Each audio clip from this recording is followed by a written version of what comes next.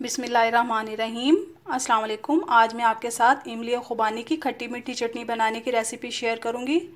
रमज़ानुल मुबारक खैर से आ रहा है। आप सबको रमज़ान की बहुत ज़्यादा मुबारक हो। ये चटनी रमज़ान में बहुत ज़्यादा काम आएंगी। आप इससे पहले ही तैयार करके रख लीजिए। अगर आपने अभी तक हमारे चैनल को सब्सक्राइब नहीं किया तो प्लीज़ सब्सक्राइब करें, बेल आइकन को प्रेस करें ताकि हर नई आने वाली वीडियो सबसे पहले आपको मिल जाए। चलें शुरू करते हैं। देखते हैं हमें किन किन चीज़ों की ज़रूरत होगी। आधा किलो इमली, इसको मैंने 1 घंटा पहले पानी में भिगोकर इसके सारे बीज निकाल दिए हैं। ये देखिए, छलनी में छान लिया है। इसका गुदा नहीं निकालना, इससे ही इमली हमारी थिक होगी। 3 पाव चीनी, 1 टीस्पून ज़ीरा, 1 टीस्पून नमक, 1 टीस्पून सूरख मिर्च। चूल्हे पे रखने के बाद इसमें सूरख मिर्च डाल देंगे, नमक, ज़ीरा, चीनी,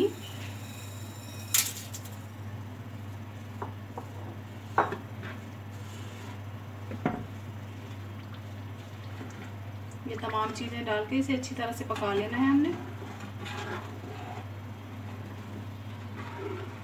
अब इसको हम 10 से 15 मिनट पका लेंगे, फिर मैं आपको दिखाती हूँ।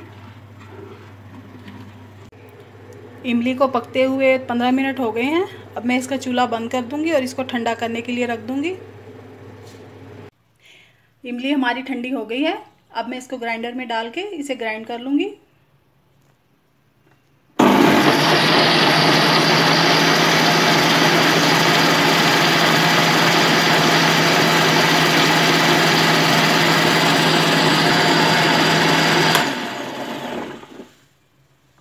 पाव खुबानी, इसको मैंने पानी से अच्छी तरह से धो के साफ़ कर लिया है।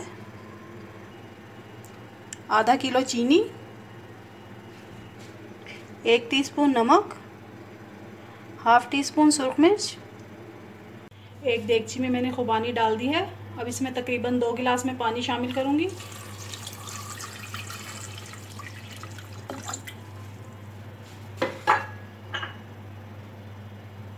सूरख मिर्च,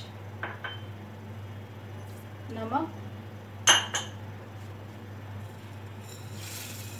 चीनी, ये सब चीज़ें डाल के हम इसको तकरीबन आधा घंटे के लिए पकाने के लिए रख देंगे, अच्छी तरह से, जब तक ये फूल जाए। ये देखिए, खुबानी हमारी फूल के मोटी मोटी हो गई हैं। अब मैं चूल्हा बंद करके इसको ठंडा कर लूँगी। खुबानी हमारी ठंडी हो गई है। अब मैं इसको भी ग्राइंडर में ग्राइंड कर लूँगी।